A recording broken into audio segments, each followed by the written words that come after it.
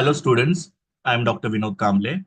इस वीडियो से हम लोग यूनिवर्सिटी ऑफ मुंबई का जो centre for distance and online education मतलब सीडीओई, ये जो सेक्शन है उनका एमकॉम बिजनेस मैनेजमेंट का जो सेमेस्टर 2 का कस्टमर रिलेशनशिप मैनेजमेंट सब्जेक्ट है उसके वीडियो लेक्चर्स को स्टार्ट करने वाले हैं। ये जो लेक्चर्स है वो रिवाइज सिलेबस है एज पर नेशनल एजुकेशन पॉलिसी 2020। तो पहले तो हम लोग जानते हैं कि ये सिलेबस क्या है। तो इसमें अगर आप लोग, ये आपका ऑनलाइन बुक है तो उसके अंदर अगर आप देखोगे तो आपको यहाँ पे टोटल 4 यूनिट्स है। और फिर बाद में यहाँ पे आपको पूरे 4 यूनिट्स को डिस्क्राइब किया हुआ है, जैसे कि यूनिट नंबर 1 है तो उसके अंदर क्या क्या आपके टॉपिक्स है, तो ये पूरा आपका सिलेबस यहाँ पे दिया हुआ है। फिर और अगर आप लोग यहाँ पे स्क्रॉल डाउन करोगे तो आपको यहाँ पे एक्सटर्नल एग्जाम का पेपर पैटर्न दिया हुआ है कि किस तरीके से आपका एक्सटर्नल एग्जाम रहेगा। सो यहाँ पे आप लोग देख सकते हो कि आपका ये 4 क्रेडिट का सब्जेक्ट है जिसमें आपका पेपर जो है 2 आवर्स का रहेगा। मार्क्स आपके 50 रहेंगे। इसके अंदर टोटल आप लोग देखोगे तो 5 क्वेश्चन है, उसमें से क्वेश्चन नंबर 1 आपका केस स्टडी होगा 10 मार्क के लिए। फिर बाद में आपका क्वेश्चन नंबर 2 जो है उसके अंदर आप लोगों को ए और बी ऐसे 2 क्वेश्चन होंगे, दोनों में से कोई भी एक अटेम्प्ट करना है, 10 मार्क।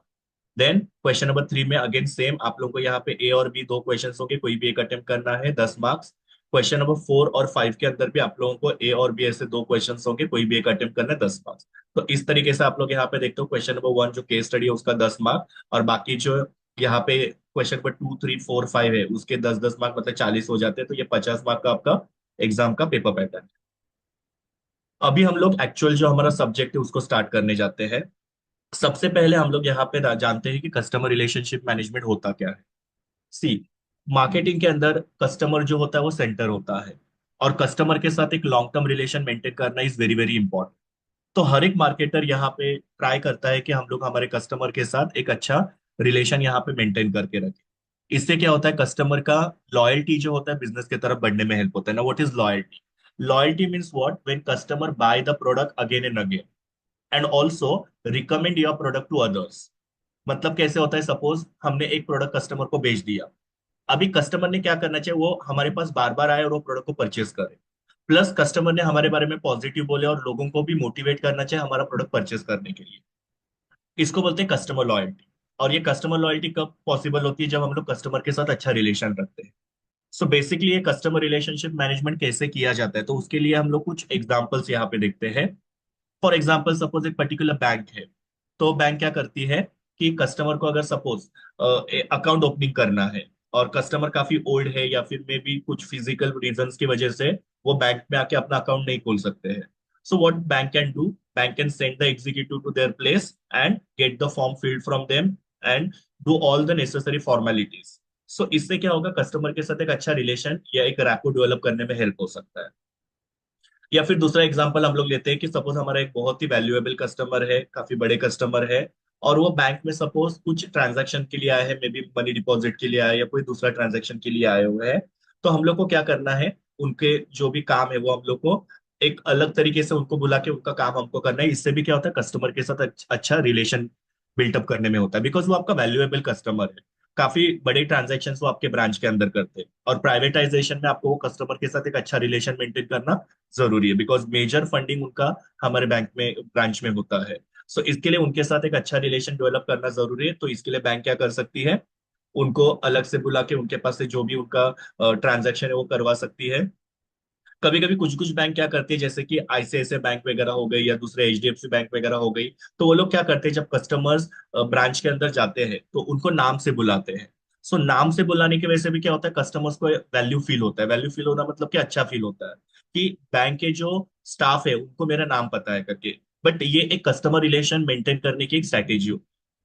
तो ऐसे कुछ तरीके हैं जिससे हम लोग बैंक में हमारे कस्टमर के साथ एक अच्छा रिलेशन मेंटेन कर सकते हैं। अगर सपोज हम लोग कोई भी शॉपिंग सेंटर में जाते हैं या कोई भी रिटेल स्टोर में जाते हैं, जैसे कि डीमार्ट वगैरह है हमारे पास, या पहले बिग बाजार हुआ करता था, अभी उसको हम लोग स्टार बाजार बोलते हैं। तो यहाँ पे जब हम लोग शॉपिंग करने के लिए जाते हैं तो आप लोगों को पता होगा, जब बिग बाजार था तभी वहां पे प्रॉफिट क्लब करके एक स्कीम चलता था। वहां पे कैसे होता था, हम लोग को वहां पे 10,000 रुपीज पे करना होता था और हम लोग को एक कार्ड मिलता था। और उस कार्ड के ऊपर हम लोग साल भर के अंदर 12,000 का शॉपिंग कर सकते थे, मतलब 10,000 पे करना है, 12,000 का शॉपिंग करना है। अभी इससे क्या हो रहा है कि वो कस्टमर हमारे साथ 1 साल तक रहेगा, या 1 साल तक वो हमारे पास से शॉपिंग कर सकता है। सो इससे क्या हो रहा है, कस्टमर के साथ अगेन एक रिलेशन बिल्टअप हो रहा है। या फिर दूसरा एग्जांपल हम लोग देखते हैं कि जब भी हम लोग किसी भी रिटेल स्टोर में जैसे डीमार्ट वगैरह में हम लोग शॉपिंग करने को जाते हैं, तो वहां पे जब हम लोग पेमेंट करने के लिए जाते हैं तो पेमेंट के टाइम पे वो लोग क्या करते हैं, हमारा फोन नंबर हमसे पूछते हैं, and they enter that phone number into the system. और जब वो फोन नंबर को सिस्टम के अंदर एंटर करते हैं तो बाद में कुछ दिनों के बाद में हम लोग ऑब्जर्व करते हैं कि वहां पे कोई भी ऑफर आता है तो उसका हमको एसएमएस आता है। सो इससे भी क्या हो रहा है, कस्टमर के साथ एक रिलेशन डेवलप हो रहा है। मतलब कि यहाँ पे कंपनी क्या कर रही है या फिर वो पर्टिकुलर रिटेलर क्या कर रहा है, कोई भी ऑफर आता है तो उसके बारे में कस्टमर को इन्फॉर्म कर रहा है, मे बी एसएमएस के थ्रू या ईमेल के थ्रू। तो ये भी कस्टमर के साथ एक रैपो बिल्टअप करने का एक तरीका हो सकता है। या इवन आप लोग के पास अगर एचडीएफसी बैंक का क्रेडिट कार्ड होगा, तो एचडीएफसी बैंक पे हम लोग जितना भी उसके क्रेडिट कार्ड से शॉपिंग करेंगे, उसके अंदर हम लोग को कुछ पॉइंट्स मिलते हैं, उसको बोलते हैं लॉयल्टी पॉइंट्स। वो लॉयल्टी पॉइंट्स को हम लोग क्या कर सकते हैं, कलेक्ट कर सकते हैं, और जब बहुत सारे लॉयल्टी पॉइंट्स होते हैं तो उसको रिडीम करके उससे हम लोग को कोई गिफ्ट या कुछ तो हम लोग को बैंक की तरफ से मिलता है। ये भी कस्टमर के साथ एक रिलेशन डेवलप करने का तरीका है। सो कस्टमर रिलेशनशिप का मतलब क्या होता है, we are trying to develop long term rapport और the relationship with the customers, जिससे कस्टमर की लॉयल्टी जो है हमारे बिजनेस के तरफ बढ़ने में हेल्प हो जाएगी, और उससे हमारा कंपनी का जो सेल है वो बढ़ने में हेल्प हो सकता है। इसको हम लोग कस्टमर रिलेशनशिप बोलते हैं। सो आई होप आप लोगों को कस्टमर रिलेशनशिप मैनेजमेंट क्या होता है ये पता चल गया। फ्यूचर में जब आप भी अपना बिजनेस शुरू करोगे तो you will have to see to it that you retain your customers. Retain मतलब क्या, अपने कस्टमर्स को कहीं और नहीं जाने देना। उसके लिए आप लोगों को कस्टमर के साथ एक लॉन्ग टर्म रिलेशन डेवलप करना है। छोटी मोटी चीजें करके भी आप लोग कस्टमर के साथ एक रिलेशन डेवलप कर सकते हो। जैसे रास्ते के ऊपर आप लोग देखते हो कि बहुत सारी छोटी छोटी आर्टिकल्स या बहुत सारी छोटी छोटी खाने पीने की चीजें बेचने वाले लोग होते हैं। जैसे सपोज एक भेल वाला है, तो एक भेल वाले के पास आप लोग एक दिन जाओगे, उनके पास से आप भेल परचेस करोगे, उनको आप बोलोगे कि एक्स्ट्रा तीखा दे दो या फिर एक्स्ट्रा पूरी दे दो। सेकेंड डे आप लोग उनके पास जाओगे, सेकेंड डे भी आप उनको बोलोगे कि मुझे एक्स्ट्रा तीखा दे दो या पूरी दे दो। थर्ड फोर्थ फिफ्थ टाइम जब आप जाओगे तभी आप लोग देखोगे कि ग्रेजुअली उनको आपकी आदतें पता चल गई है, तो वो सामने से क्या करेंगे, थोड़ा तीखा बनाएंगे, या फिर वो सामने से ही क्या करेंगे, आप लोगों को एक्स्ट्रा पूरी दे देंगे। ये भी एक कस्टमर के साथ एक अच्छा रिलेशन डेवलप करने का तरीका होता है। सो बड़ा बिजनेस हो या छोटा बिजनेस हो, हर एक बिजनेस को कस्टमर के साथ एक रिलेशन डेवलप करने की जरूरत होती है। इससे कस्टमर का रिटेंशन बढ़ जाता है, कस्टमर हमारे यहाँ से फ्रीक्वेंटली परचेस करते हैं प्रोडक्ट्स को, और हमारे प्रोडक्ट के बारे में दूसरों को भी इन्फॉर्म करते हैं। सो ये होता है तुम्हारा कस्टमर रिलेशनशिप मैनेजमेंट। अभी ये आपका जो बुक है, इसके अंदर हम लोग देखते हैं कि कस्टमर रिलेशनशिप मैनेजमेंट का मतलब क्या एग्जैक्टली दिया हुआ है। तो here you can see, customer relationship management is a strategic approach that focuses on building, maintaining and enhancing relationship with customers। देखो यहाँ पे क्लियरली दिया है कि हमको यहाँ पे क्या करना है, कस्टमर के साथ रिलेशंस को बिल्टअप करने हैं। कैसे बिल्टअप करने, मैंने आप लोगों को बोला कि जैसे भेल वाले का मैंने एग्जांपल दिया आपको, कि भेल वाले को आपने 2-3 बार इंस्ट्रक्शन दिया, फोर्थ या फिफ्थ टाइम से वो क्या करेगा, याद रखेगा, और वैसे आपको वो सर्विस प्रोवाइड करेगा या वैसे आपको भेल प्रोवाइड करेगा। सो यहाँ पे वो भेल वाले ने क्या किया, कस्टमर के साथ एक रिलेशन बिल्ड किया। उसके बाद में ये रिलेशन को आपको मेंटेन करना है, मतलब कंटिन्यूअसली आपको वो मेंटेन रखना है, और हो सके उतना उसको एनहांस करते जाना है। मतलब हो सके उतना कस्टमर को और एडिशनल बेटर सर्विस देने की कोशिश करो, या बेटर प्रोडक्ट देने की कोशिश करो। मे भी आप ऐसे कर सकते हो कि कभी वो कस्टमर खुद नहीं आ सकता है तो उसके घर पे जाके आप उसको वो जो भेल है उसकी डिलीवरी करके आ सकते हो। सो ये सबसे क्या हो रहा है, आप कस्टमर्स के साथ जो रिलेशन है उसको एनहांस करने की कोशिश करते हो। सो कस्टमर रिलेशनशिप मैनेजमेंट एक स्ट्रैटेजी होती है जिसके अंदर हम लोग कस्टमर के साथ अच्छा रिलेशन बिल्ड करने की, मेंटेन करने की और एनहांस करने की कोशिश करते हैं, to drive the business success. इससे क्या होगा, हमारा बिजनेस जो है सक्सेस होगा। मतलब क्या, कि जैसे मैंने आप लोगों को बोला कि कस्टमर रिलेशनशिप मैनेजमेंट की वजह से क्या होता है, कस्टमर का रिटेंशन बढ़ता है, लॉयल्टी बढ़ती है, और इसके वजह से हमारे बिजनेस का जो सक्सेस है वो बढ़ने में हेल्प होता है। हमारे बिजनेस को ज्यादा प्रॉफिटेबिलिटी इसकी वजह से हो सकता है। आगे, it involves the use of technology, data and processes to manage customer interactions throughout the entire customer life cycle. इसका मतलब क्या, यहाँ पे हम लोग रिलेशन बिल्टअप करने के लिए टेक्नोलॉजी का यूज भी कर सकते हैं। जैसे सोशल मीडिया के थ्रू भी हम लोग कस्टमर के साथ एक अच्छा रिलेशन वगैरह मेंटेन कर सकते हो। आप लोग देखते हो कि अगर आप लोग ने कहीं से ऑनलाइन कुछ परचेस किया, तो आपके सोशल मीडिया पे उनके अगर कुछ भी ऑफर्स होंगे तो उनके पोस्ट आपको आते हुए दिखाई देंगे। या मैंने आप लोगों को बोला कि वो लोग आपको एसएमएस करके इन्फॉर्म करते हैं अगर उनके पास कोई भी ऑफर होगा तो यहाँ पे क्या हो रहा है, कंपनियां टेक्नोलॉजी को यूज कर रहे हैं कस्टमर के साथ इंटरेक्शन करने के लिए, उनके साथ एक रिलेशन डेवलप करने के लिए। दूसरा, कंपनी यहाँ पे डेटा यूज कर सकते हैं। डेटा मतलब क्या? जैसे सपोज डीमार्ट से आप कुछ शॉपिंग कर रहे हो, डीमार्ट से आप लोग हमेशा ग्रोसरी परचेस करते हो, तो वो क्या करेंगे, ग्रोसरी पे कोई भी ऑफर होगा उसके बारे में वो आपको एसएमएस करके इन्फॉर्म करेंगे या ईमेल के थ्रू इन्फॉर्म करेंगे। सो मैंने यहाँ पे क्या किया, कस्टमर का डेटा यूज किया कि कस्टमर किस टाइप के प्रोडक्ट परचेस करते हैं, और उसके बारे में मैंने क्या किया, कस्टमर्स को इन्फॉर्मेशन दी। मतलब एक तरीके से मैंने कस्टमर को टारगेट किया। तो वो वहां पे डेटा का यूज हो रहा है कस्टमर के साथ एक इंटरेक्शन करने के लिए, या फिर कस्टमर के साथ रिलेशन डेवलप करने के लिए। या फिर प्रोसेसेस हम लोग यूज कर सकते हैं, मतलब अलग अलग प्रोसेसेस हम लोग यूज कर सकते हैं। कन्वीनियंट कोई भी प्रोसेस होगी तो उससे क्या होगा, कस्टमर्स के साथ अच्छा इंटरेक्शन होगा, और कस्टमर जो है हमारे साथ उनके साथ एक रिलेशन हमारा डेवलप हो सकता है। सो ये सब को हम लोग क्या बोलते हैं यहाँ पे, कस्टमर रिलेशनशिप मैनेजमेंट। फिर आगे देखो यहाँ पे क्या लिखा हुआ है, from initial contact to the post purchase engagement. मतलब क्या, कि जब हम लोग कस्टमर रिलेशनशिप मैनेजमेंट करते हैं, तो ये हमारा इनिशियल कॉन्टेक्ट, जब कस्टमर के साथ हम लोग पहली बार मिलते हैं तो वहां से इसकी शुरुआत होती है। और पोस्ट परचेस के बाद में भी हम लोग को कस्टमर के साथ रिलेशन मेंटेन करके रखना है। पोस्ट परचेस के बाद में मतलब क्या, फॉर एग्जांपल सपोज कस्टमर को हमने प्रोडक्ट भेज दिया, तो यहाँ पे हमारा काम खत्म हुआ ऐसा नहीं होता है। हमको यहाँ पे क्या करना है, कस्टमर को फोन करके पूछना है कि how did they find the product, is there any other requirement that they want, is there any recommendation that the customers are having. So ये सब चीजें आप लोगों को उनको पूछना चाहिए जब आप कस्टमर्स को उनके बारे में पूछते हो कि उनका एक्सपीरियंस कैसा है प्रोडक्ट के साथ, सेटिस्फेक्शन कितना है, या रिकमेंडेशन पूछते हो तो कस्टमर को अच्छा लगता है। इससे भी आपका कस्टमर के साथ एक अच्छा रिलेशन होगा। इससे क्या होगा, कस्टमर नेक्स्ट टाइम भी आपके पास आएगा, बिकॉज आप उनके साथ एक रैपो बिल्टअप किए हुए हैं। आप लोग अगर किसी दुकान में जाते होंगे तो आप लोग देखते हो कि वहां पे जो दुकानदार या शॉपकीपर होता है, तो वो हमेशा क्या करता है, आपके साथ बहुत अच्छी अच्छी बातें करता है, आपसे फीडबैक वगैरह लेता है। कभी कभी आपको चाय वगैरह ऑफर करते हैं, नाश्ता वगैरह ऑफर करते हैं। सो इससे क्या होता है कि आप लोगों का एक पॉजिटिव बॉन्डिंग हो जाता है, और वो कस्टमर जो हमेशा फिर आपके पास ही आए। सो ये कुछ तरीके होते हैं जिसके थ्रू आप लोग कस्टमर के साथ एक रिलेशन मेंटेन कर सकते हैं। अभी हम लोग आगे यहाँ पे देखते हैं कस्टमर रिलेशनशिप मैनेजमेंट का डेफिनेशन क्या है। ये पर्टिकुलर डेफिनेशन जो है वो फिलिप कॉटलर और गैरी आर्मस्ट्रॉन्ग इन्होंने दिया हुआ है ना। ये क्या कहते हैं, देखो यहाँ पे कस्टमर रिलेशनशिप के बारे में, CRM is concern with managing detail information about individual customer. मतलब सीआरएम में हम लोग क्या करते हैं, कस्टमर के बारे में डिटेल इंफॉर्मेशन को मेंटेन करके रखते हैं। और वो भी कैसे, इंडिविजुअल कस्टमर के बारे में। जैसे मैंने आप लोगों को बोला कि आप लोग कहीं पे भी शॉपिंग के लिए जाते हो तो वहां पे आपसे फोन नंबर लिया जाता है। मतलब आपके फोन नंबर वाइज उन्होंने क्या किया हुआ है, आपका डेटा वहां पे उन्होंने स्टोर करके रखा है कि भाई ये कस्टमर को ये पर्टिकुलर प्रोडक्ट जो होता है वो अच्छा लगता है। सो सीआरएम में क्या होता है कि we are managing the detail information about individual customer. और आगे क्या लिखा है, an all customer touch point. All customer touch point मतलब क्या होता है कि वो कस्टमर्स कौन से टाइप के प्रोडक्ट परचेस करते हैं, पेमेंट कैसे करते हैं, उनकी रिक्वायरमेंट्स क्या है, ये सब चीजें जो होती है वो हम लोग यहाँ पे क्या करते हैं, उसकी इन्फॉर्मेशन कलेक्ट करके रखते हैं। इससे क्या होता है, जैसे मैंने आप लोगों को बोला, कस्टमर की लॉयल्टी बढ़ने में हेल्प होती है। मतलब कस्टमर आपके पास से प्रोडक्ट को रिपीटेडली परचेस करेंगे, plus they will recommend your product to the others.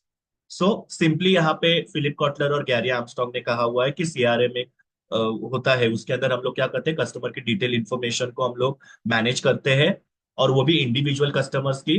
और यहाँ पे हम लोग कस्टमर के टच पॉइंट को ये करते हैं, मैनेज करते हैं। उससे क्या होता है, कस्टमर की लॉयल्टी जो होती है बढ़ने में help. So this was the concept of customer relationship management. अभी हम लोग देखते हैं कुछ लाइव एग्जांपल जहां पे अलग अलग कंपनियां रिसेंटली किस तरीके से कस्टमर रिलेशनशिप मैनेजमेंट करती है। तो इसमें आप लोग देख सकते हो, पहले कंपनी यहाँ पे रिलायंस जियो है। तो आपको पता है कि रिलायंस जियो जो है, उन्होंने रिसेंटली वो मार्केट में आया है, और किस तरीके से उन्होंने पूरे मार्केट को कैप्चर किया है। तो मार्केट को सिर्फ कैप्चर करना जरूरी नहीं, कस्टमर के साथ लॉन्ग टर्म रिलेशन डेवलप करना काफी जरूरी होता है। तो वो लोग किस तरीके से यहाँ पे करते हैं, देखो यहाँ पे पहले है पर्सनलाइज सर्विसेज। अभी पर्सनलाइज सर्विसेज का मतलब क्या होता है, रिलायंस जियो क्या करता है कि कस्टमर का डेटा कलेक्ट करते हैं और उसको एनालाइज करते हैं। मतलब कस्टमर को किन चीजों की जरूरत है। मे बी उन्होंने जब डेटा एनालिसिस किया तो उनको पता चला कि कस्टमर को पर डे 72 GB का डेटा लगता है, या फिर उनको उनकी जो पेइंग कैपेसिटी है वो हर महीने की 500 रुपए की है। तो ऐसे उन्होंने कस्टमर का डेटा कलेक्ट किया और डेटा को एनालिसिस किया, और उसके हिसाब से उन्होंने क्या किया हुआ है, प्लान्स बनाए हुए कस्टमर के लिए, डेटा पैकेज बनाया है, या फिर जो भी कॉलिंग के पैकेजेस होते हैं वो सब उन्होंने प्रिपेयर किए हैं। सो देखो यहाँ पे ये लोग कस्टमर्स का डेटा कलेक्ट करते हैं, जिससे इनको पता चलता है कि कस्टमर की रिक्वायरमेंट्स क्या है, और उसके हिसाब से वो कस्टमर को प्रोडक्ट जो होता है वो ऑफर करते हैं। फिर दूसरा यहाँ पे उन्होंने दिया है कि रिलायंस जियो क्या करता है, कस्टमर्स के जो भी क्वेरीज होते हैं उसके लिए क्विक रिस्पॉन्स देते हैं। मतलब क्या कि यहाँ पे कस्टमर को अगर कोई इंक्वायरी करनी है, इश्यूज वगैरह होते हैं, तो यहाँ पे उनके पास अच्छी टेक्नोलॉजी है, उसके थ्रू वो लोग क्या करते हैं, कस्टमर के जो भी प्रॉब्लम्स होते हैं उसको रिजॉल्व करते हैं। इससे भी कस्टमर के साथ एक अच्छा रिलेशन बिल्टअप करने में हेल्प होता है। सो ये हो गया रिलायंस जियो का एग्जाम्पल। दूसरा हम लोग यहाँ पे एचडीएफसी बैंक का देख सकते हैं। अगेन एचडीएफसी बैंक क्या करती है, पर्सनलाइज बैंकिंग सॉल्यूशन देती है। यहाँ पे अगेन ये कस्टमर के डेटा को एनालिसिस करते हैं, जिससे उनको पता चलता है कि कस्टमर की क्या फाइनेंशियल नीड्स है। मतलब कस्टमर को कहाँ पे इन्वेस्टमेंट करना अच्छा लगता है, उनको कैसा लोन चाहिए, वो सब चीजों को वो एनालाइज करते हैं। और एनालाइज करने के बाद में उसके हिसाब से कस्टमर्स के लिए वो लोग क्या करते हैं, अलग अलग फाइनेंशियल या इन्वेस्टमेंट प्रोडक्ट्स बनाते हैं, या उनके लिए जो लोन की स्कीम जो होती है वो कस्टमाइज करते हैं उनके रिक्वायरमेंट के हिसाब से। फॉर एग्जाम्पल अगर सपोज कस्टमर्स की इनकम जो है वो काफी कम है, तो इन कस्टमर्स को कितना लोन दिया जा सकता है जबकि उनका इनकम कम है, प्लस उन लोगों को कितना ईएमआई भरने आ सकता है, ये सब चीजें जो होती है कस्टमर का डेटा एनालिसिस करके उसके हिसाब से डिसाइड किया जाता है। फिर दूसरा है यहाँ पे customer interaction management. Customer interaction management मतलब क्या, वो लोग कस्टमर के साथ इंटरेक्ट करते हैं, उनकी जो भी इंक्वायरीज होती है, जो भी सर्विस रिक्वेस्ट होते हैं, उसके उस वो सर्विस उनको प्रोवाइड करते हैं। तो उसकी वजह से भी क्या होता है, कस्टमर के साथ रिलेशन बिल्टअप करने में हेल्प हो सकता है। सो यहाँ पे रिलायंस जियो का एग्जाम्पल हमने देखा, एचडीएफसी बैंक का देखा, फ्लिपकार्ट का ये एग्जाम्पल भी आप लोग यहाँ पे देख सकते हो कि फ्लिपकार्ट किस तरीके से। तो आपको पता है कि फ्लिपकार्ट पे जब हम लोग शॉपिंग करते हैं, तो अगर सपोज कंटिन्यूअसली मैं कोई एक पर्टिकुलर प्रोडक्ट जो हर महीने परचेस करता हूँ या हर बार परचेस करता हूँ, तो वो मुझे क्या होगा, रिकमेंडेशन में आते रहेगा। मतलब कि मैं कुछ शॉपिंग कर रहा हूँ, मे भी मेरे दिमाग से कुछ अगर स्किप हो गया, मैं वो भूल गया हूँ, तो वो मुझे रिकमेंड करते रहेगा। इसको बोलते हैं पर्सनलाइज एक्सपीरियंस। यहाँ पे हमको जो भी प्रोडक्ट चाहिए वो क्या करते रहता है, हम लोग को रिकमेंड करते रहता है। या हम लोग एक प्रोडक्ट देख रहे हैं तो नीचे हम लोग को रिकमेंडेड प्रोडक्ट्स भी आते हैं। सो ये क्या हो गया कि उनको पता चलता है कि भाई कस्टमर्स को ये चाहिए, उनका अल्गोरिदम होता है, एआई होता है, जिसके थ्रू उनको कस्टमर की रिक्वायरमेंट पता चलती है, और उसी कैटेगरी के प्रोडक्ट जो कस्टमर को ऑफर करते हैं। इवन आप लोग देखते हो कि हम लोग सोशल मीडिया के ऊपर जब स्क्रोलिंग करते रहते हैं, तो वहां पे अगर सपोज किसी दिन शूज का ऐड आया, वो शूज के ऐड को मैंने ओपन करके देखा, तो बार बार मुझे फिर क्या होगा, second day, third day, fourth day मुझे शूज के ऐड कंटिन्यूअसली दिखते रहेंगे अलग अलग कंपनीज के। सो ये एक तरीका होता है जहां पे कंपनी अल्गोरिदम को यूज करती है, कस्टमर डेटा को यूज करती है, और उसके थ्रू कस्टमर को यहाँ पे टारगेट किया जाता है। आजकल टेक्नोलॉजी का काफी ज्यादा यूज होता है, टेक्नोलॉजी से कस्टमर्स को ट्रैक करना या कस्टमर की रिक्वायरमेंट को जानना काफी इजी हो चुका है। तो ये कुछ एग्जांपल्स है, रियल लाइफ एग्जांपल, जहां पे कंपनियां अलग अलग तरीके से कस्टमर के साथ रिलेशन मेंटेन करने की कोशिश करती है। अभी हम लोग देखते हैं main question, process of customer relationship management. मतलब यहाँ पे हम लोग देखने हैं कि कंपनियां किस तरीके से कस्टमर के साथ रिलेशन बिल्टअप करती है। नाउ सबसे पहला पॉइंट यहाँ पे दिया है डेटा कलेक्शन। अभी कस्टमर के साथ एक रिलेशन डेवलप करने के लिए आपके पास कस्टमर का डेटा होना बहुत जरूरी है। ये कस्टमर का डेटा किसके बारे में हो सकता है, तो यहाँ पे देखो दिया हुआ है कस्टमर के कॉन्टैक्ट डिटेल, जैसे उनका नाम क्या है, फोन नंबर क्या है, ईमेल एड्रेस क्या है, ये सब डेटा आपको कलेक्ट करना है। फिर उनकी परचेस हिस्ट्री, मतलब वो कौन से टाइप के प्रोडक्ट परचेस करते हैं, कौन से तारीख को परचेस करते हैं, कितने अमाउंट का परचेस करते हैं, फिर उनके प्रेफरेंसेस क्या है, उनको कौन सा प्रोडक्ट अच्छा लगता है वगैरह। ये सारा डेटा जो होता है कंपनी कलेक्ट कलेक्ट करती है।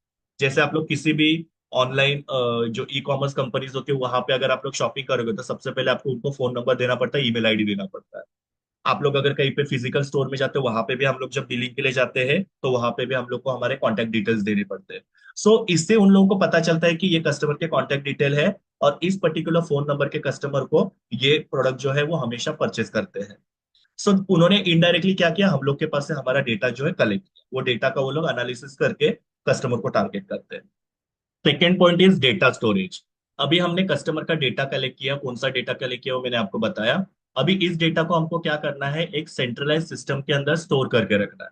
सेंट्रलाइज सिस्टम मतलब क्या, ऐसे जगह पे, ऐसे कंप्यूटर में जो सेंट्रलाइज हो, मतलब everybody can have the access to that particular computer, ताकि सबको वो इंफॉर्मेशन मिले। सो हम लोग को वो सेंट्रलाइज कंप्यूटर सिस्टम के अंदर क्या करना है, वो कस्टमर का जो भी डेटा हमने कलेक्ट किया है उसको हमको स्टोर करके रखना है, so that everybody will have the access to that particular information. Third point is data analysis. अभी हमने डेटा कलेक्ट किया, डेटा को स्टोर करके रखा, अभी डेटा को एनालिसिस करना है। नो डेटा एनालिसिस का मतलब क्या होता है, फॉर एग्जांपल सपोज हमने कस्टमर्स का डेटा कलेक्ट किया, तो हम लोग को यहाँ पे देखना है कि सपोज फॉर एग्जांपल हम लोग ने कस्टमर का फोन नंबर कलेक्ट किया, एड्रेस कलेक्ट किया। अभी हम लोग क्या करेंगे, एड्रेस वाइज कस्टमर्स की रिक्वायरमेंट जानेंगे। फॉर एग्जांपल कांदिवली के कस्टमर से, तो कांदिवली के कस्टमर ज्यादा कौन से टाइप के प्रोडक्ट परचेस करते हैं, या बोरिवली के कस्टमर से तो वो कौन से टाइप के प्रोडक्ट परचेस करते हैं, या दूसरा किसी एरिया है तो वहां के कस्टमर्स कौन से टाइप के प्रोडक्ट परचेस करते हैं। तो इस तरीके से हम लोग को यहाँ पे क्या करना है, कस्टमर का जो भी डेटा हमने कलेक्ट किया है उसके हिसाब से हम लोग को उसके डेटा जो एनालिसिस करना है। इससे हम लोग को कस्टमर का बिहेवियर पता चलता है, ट्रेंड पता चलता है, नीड्स पता चलती है।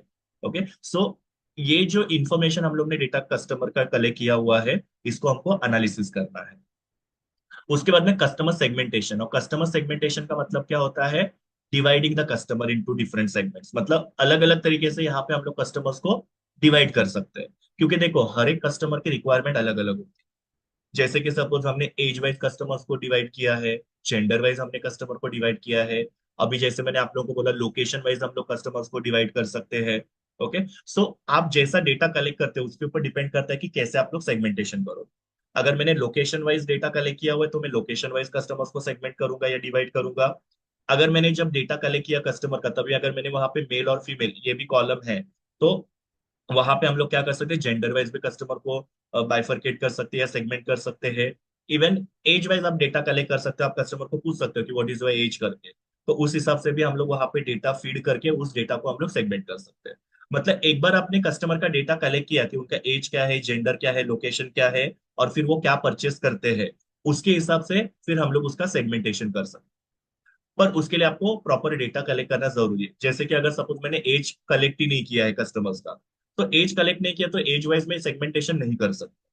सो आप लोगों को अलग अलग तरीके से कस्टमर का डेटा कलेक्ट करना है, उनको जो भी इंफॉर्मेशन आपको चाहिए वो कलेक्ट करनी है, और उसके हिसाब से वो इंफॉर्मेशन को आपको सेगमेंट करना है। सेगमेंट करना मतलब कि ग्रुप बनाना। इससे क्या होता है, कस्टमर को टारगेट करना काफी इजी हो जाता है। फॉर एग्जाम्पल अगर सपोज एज वाइज मैंने डेटा को सेगमेंट किया है, सो एज वाइज अभी मैं क्या करूंगा, जैसे क्लोथ्स है, सो क्लोथ्स में सपोज एक पर्टिकुलर एज ग्रुप है फॉर 20 to 30, तो 20 to 30 के लिए मैं अलग से यहाँ पे क्लोथ के डिजाइन बनाऊंगा। फिर 31 to 40 या 50 के लिए मैं अलग से एक कपड़े का डिजाइन बनाऊंगा, या अबव 50 वालों के लिए अलग से। सो जब आप कस्टमर को सेगमेंट करते हो तो उसके हिसाब से उनके प्रेफरेंस के अकॉर्डिंगली आप लोग यहाँ पे उनको प्रोडक्ट ऑफर कर सकते हो। इससे कस्टमर सेटिस्फेक्शन होने में थोड़ा सा हेल्प होता है। देन पर्सनलाइज एंगेजमेंट, और पर्सनलाइज एंगेजमेंट का मतलब क्या होता है, आप जब डेटा एनालिसिस करते हैं तो उससे मैंने आप लोग को बोला कि आपको कस्टमर्स जो होते हैं उनकी रिक्वायरमेंट पता चलती है, तो उसके हिसाब से आप उनको इन्फॉर्म कर सकते हो पर्टिकुलर प्रोडक्ट के बारे में या उसके ऑफर के बारे में, ईमेल के थ्रू या फोन के थ्रू। पहले ही मैंने आप लोगों को बताया कि वो लोग आपके पास से मोबाइल फोन का नंबर लेते हैं, और मोबाइल फोन का नंबर लेने के बाद में वो लोग क्या करते हैं, देखते हैं कि आप कौन से टाइप के प्रोडक्ट परचेस करते हैं। जैसे सपोज मैं हूँ, तो मैं बिग बाजार में जाता हूँ और बिग बाजार में मैं ग्रोसरी ज्यादा परचेस करता हूँ, तो मुझे क्या होगा, वो लोग ग्रोसरी के जो भी ऑफर्स हो गए या ग्रोसरी के अगर कोई भी प्रोडक्ट्स वगैरह नए कैटेगरी के आ गए, तो उसके बारे में मुझे एसएमएस के थ्रू या ईमेल के थ्रू इन्फॉर्म करेंगे। या ऑनलाइन सपोज मैं कपड़े ज्यादा परचेस करता तो वो मुझे क्या करेंगे, ईमेल करेंगे, अगर कोई भी नया कपड़े का ब्रांड आया या कोई नया फैशन आया, कोई नया ट्रेंड आया, तो मुझे वो लोग बताते रहेंगे। सो इसको हम लोग बोलते हैं पर्सनलाइज एंगेजमेंट।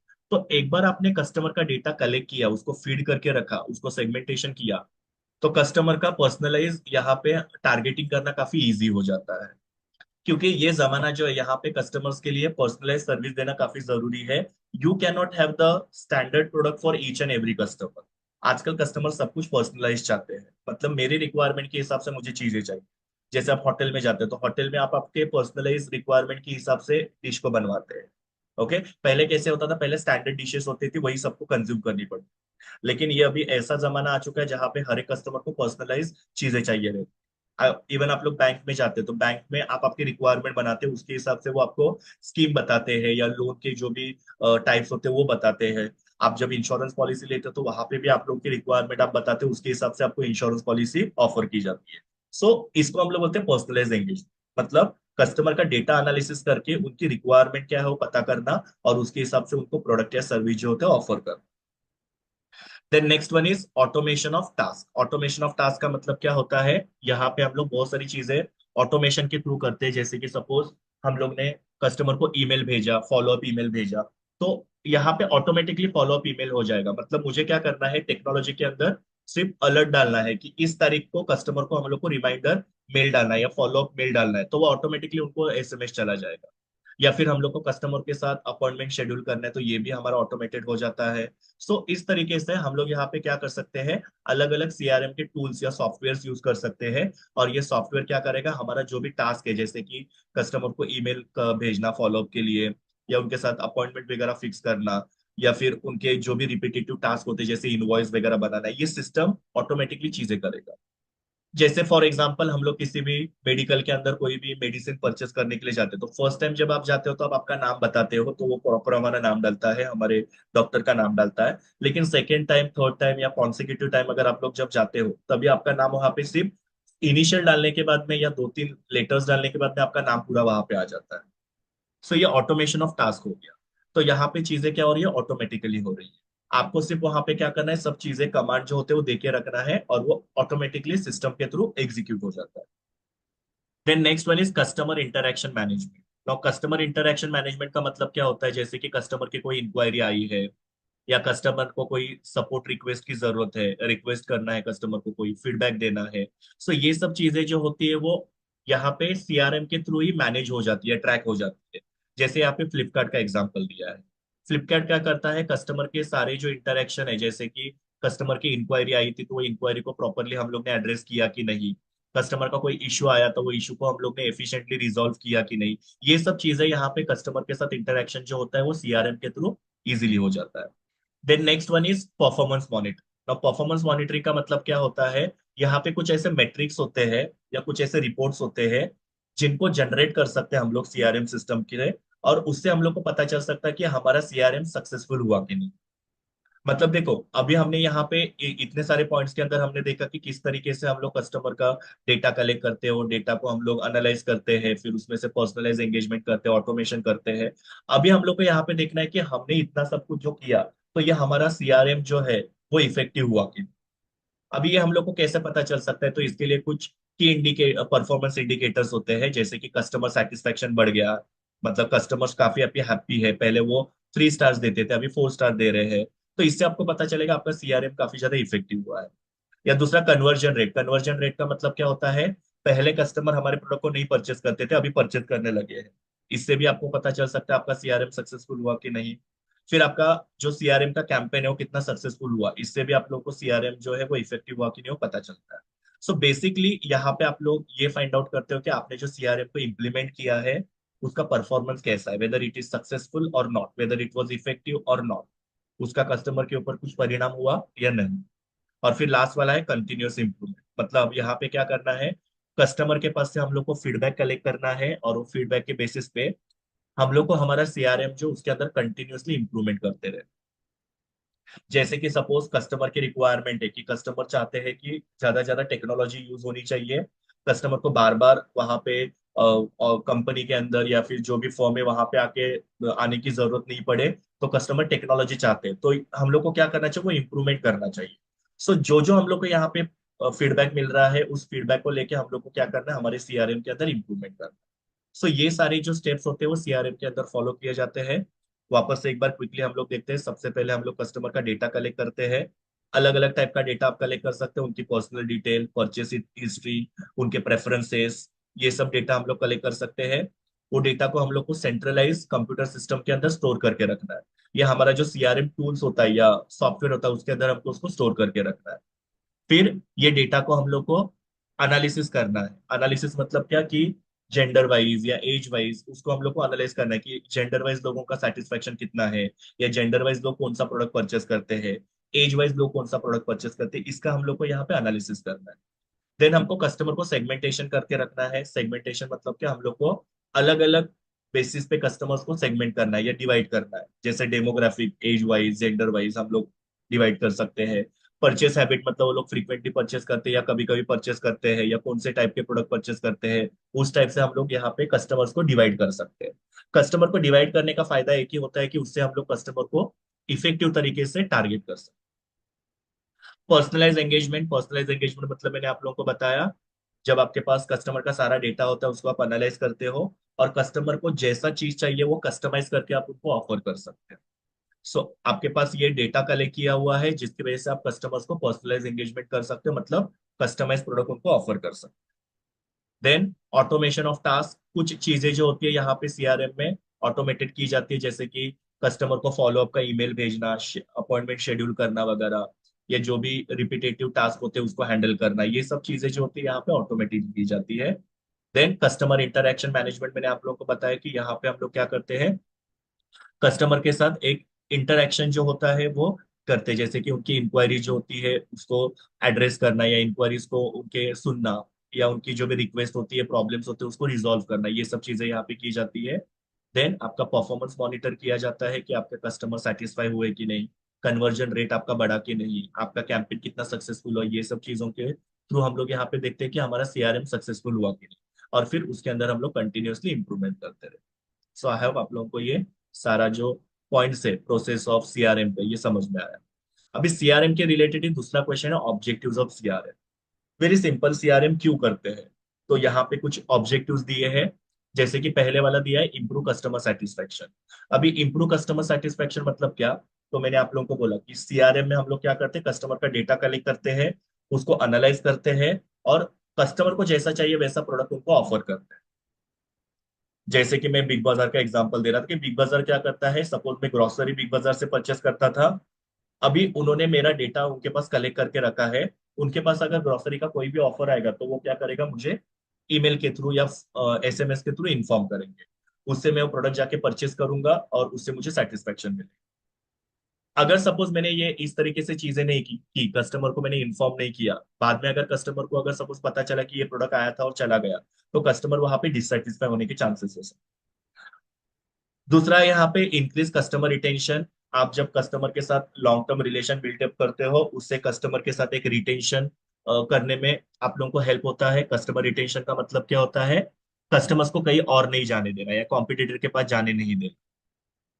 जैसे कि एचडीएफसी बैंक का एग्जांपल ले लो, वो लोग क्या करते हैं, कस्टमर के रिक्वायरमेंट के हिसाब से उनको लोन ऑफर करते हैं या इन्वेस्टमेंट अपॉर्चुनिटीज देते हैं, तो उससे क्या होता है, कस्टमर रिटेंशन बढ़ने में हेल्प होता है। सो कस्टमर रिटेंशन मतलब क्या होता है, कस्टमर्स आपके आपके पास टिके रहेंगे, दूसरे किसी के पास नहीं जाएंगे, वो बार बार आपके प्रोडक्ट को परचेस करेंगे और दूसरों को भी आपके प्रोडक्ट के बारे में परचेस करने के लिए मोटिवेट करेंगे। सो सीआरएम का पहला ऑब्जेक्टिव है कस्टमर का सेटिस्फेक्शन इंप्रूव करना, दूसरा है कस्टमर रिटेंशन को इंक्रीज करना, तीसरा है enhance sales performance. Now see, जब आप सीआरएम करते हो तो कस्टमर को उनको जैसे चाहिए वैसा प्रोडक्ट ऑफर करते हो। इससे क्या हो रहा है, आप लोग का सेल्स बढ़ने में हेल्प हो रहा है। अगर सीआरएम नहीं करते तो आपका कस्टमर के साथ रैपो बिल्टअप नहीं होता, आप उनको चाहिए वैसा प्रोडक्ट ऑफर नहीं करते, और उससे फिर कस्टमर हम लोग हमारे प्रोडक्ट को नहीं परचेस करते हैं और हमारा सेल्स नहीं बढ़ता। लेकिन सीआरएम है जिसकी वजह से क्या हो रहा है, हमारा सेल्स जो है बढ़ने में हेल्प। उसके बाद में ड्राइव मार्केटिंग एफर्ट्स, इसका मतलब क्या होता है, सीआरएम के वजह से हम लोग को कैसा मार्केटिंग करना चाहिए, जैसे कि प्रोडक्ट कैसा होना चाहिए, प्राइस कितना चार्ज करना चाहिए, प्रमोशन कैसे करना चाहिए, ये पता करने में हेल्प होता है। सो कहीं ना कहीं पे सीआरएम से आपको कस्टमर की रिक्वायरमेंट पता चलती है, वैसा आप मार्केटिंग का स्ट्रैटेजी बना सकते हो और कस्टमर को टारगेट कर सकते हो। जैसे मैंने कस्टमर का डेटा कलेक्ट किया एरिया वाइज, तो मुझे पता चला पर्टिकुलर एरिया में कस्टमर को कैसा प्रोडक्ट अच्छा लगता है, प्राइस कितना अच्छा लगता है, प्रमोशन कौन सा अच्छा लगता है, डिस्ट्रीब्यूशन कौन सा अच्छा लगता है, ये पता चलेगा। जैसे कि फॉर एग्जांपल कलर अगर हम लोग बात करते हैं, तो उन लोगों को मे बी ब्लू कलर के प्रोडक्ट अच्छे लगते हैं। प्राइसिंग भी हमको पता चलेगा कि भाई उनको 500 कॉस्ट वाला प्रोडक्ट ही अच्छा लगता है, तो उस हिसाब से हम प्राइसिंग कर सकते हैं। न्यूज़पेपर सोशल मीडिया उनको काफी अच्छा अट्रैक्टिव लगता है, एडवर्टीजमेंट, तो हम लोग उसके अंदर एडवर्टीजमेंट कर सकते हैं। और तो आपका जो डिस्ट्रीब्यूशन है, जैसे कि कस्टमर को डायरेक्ट परचेस करने को अच्छा लगता है मैन्युफैक्चरर के पास से, तो उस हिसाब से हम लोग हमारा डिस्ट्रीब्यूशन चैनल डिसाइड कर सकते हैं। मतलब सीआरएम से आप लोगों को कस्टमर का डेटा मिलता है, जिससे आप लोग किस तरीके से मार्केटिंग करना है और कस्टमर को अट्रैक्ट करना है वो आपको पता चलता है। और राइट मार्केटिंग की वजह से क्या होता है, कस्टमर सेटिस्फेक्शन बढ़ने में हेल्प होता है। अगर आपके पास सीआरएम नहीं करोगे, कस्टमर का डेटा कलेक्ट नहीं करोगे, तो राइट मार्केटिंग नहीं कर पाओगे। You may end up giving या offering wrong product to the wrong customer. Then optimise customer service. Optimise customer service मतलब क्या, जैसे हम लोग ऊपर देख रहे थे कि यहाँ पे हम लोग कस्टमर के इंक्वायरीज है तो उसको एड्रेस करते हैं, उनके प्रॉब्लम्स वगैरह होते हैं तो उसको रिजॉल्व करते हैं। सो कहीं ना कहीं पे सीआरएम की वजह से हम लोग को पता चलता है कि कस्टमर्स के प्रॉब्लम्स क्या है, और उसको हम लोग क्या कर सकते हैं, प्रॉपर कस्टमर सर्विस के थ्रू रिजॉल्व कर सकते हैं। Then increase operational efficiency. Operational efficiency का मतलब क्या होता है, ऑपरेशनल मतलब day to day work. CRM की वजह से आपका डे टू डे वर्क जो होता है वो स्मूथली हो जाता है। मतलब यहाँ पे क्या है कि सीआरएम की वजह से आप मैन्युअली काम नहीं करते हो।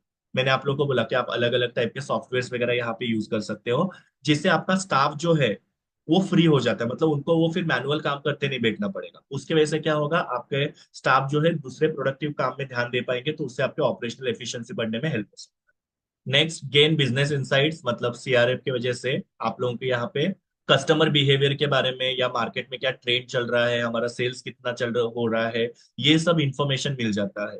उसकी वजह से आप लोगों को प्रॉपर डिसीजन लेने में हेल्प हो सकता है। प्रॉपर डिसीजन मतलब क्या होता है कि भाई कौन सा प्रोडक्ट मार्केट में लाना है, प्राइस कितना चार्ज करना है, किस तरीके से प्रोडक्ट का डिस्ट्रीब्यूशन करना है, सप्लाई चेन कैसा होना चाहिए। सो कहीं ना कहीं पे आपको ये बिजनेस के इनसाइट्स पता चलते हैं जब आप सीआरएम कर। सो सीआरएम की वजह से आपको कंज्यूमर बिहेवियर पता चलेगा, मार्केट ट्रेंड पता चलेगा, सेल्स परफॉर्मेंस पता चलेगा। उसके हिसाब से आप आपके बिजनेस की स्ट्रैटेजीज डिजाइन करो। Then next one is strengthen customer relation. CRM की वजह से कस्टमर के साथ एक अच्छा रिलेशन बिल्टअप करने में हेल्प होता है। हर एक कस्टमर के साथ आप अच्छा रिलेशन बिल्ड कर सकते हैं, डेवलप कर सकते हैं। Support strategic planning. Now strategic planning का मतलब क्या होता है कि हम लोग को लॉन्ग टर्म के लिए प्लानिंग करना है, तो सीआरएम की वजह से अगेन आप लोगों को यहाँ पे कस्टमर के नीड पता चलते हैं, ट्रेंड पता चलता है, बिजनेस परफॉर्मेंस पता चलता है, जिसकी वजह से आप लोगों को बिजनेस की स्ट्रैटेजी डिजाइन करने में हेल्प होती है। पर अगर आप लोगों को कस्टमर के बारे में कुछ भी पता नहीं, आप सीआरएम ही नहीं करते, तो आपको स्ट्रैटेजिक प्लानिंग करना काफी डिफिकल्ट हो जाएगा। और लास्ट वाला है enhance cross departmental collaboration. Cross departmental collaboration का मतलब क्या होता है कि अलग अलग डिपार्टमेंट के एम्प्लॉइज एक दूसरे के साथ कोलैबोरेशन कर सकते हैं। इससे क्या होगा, कोऑर्डिनेशन बढ़ेगा, और यहाँ पे आप कस्टमर को और बेटर सर्विस दे पाओगे। तो सीआरएम है, उसकी वजह से क्या हो रहा है, क्रॉस डिपार्टमेंटल कोलैबोरेशन हो रहा है। और यहाँ पे अगर आप लोग देखोगे हर एक ऑब्जेक्टिव के अंदर मैंने कुछ एग्जांपल्स दिए हैं, वो एग्जांपल को भी आप लोग रिफर करोगे, तो आप लोगों को ये आंसर जो अच्छे से समझ में आए।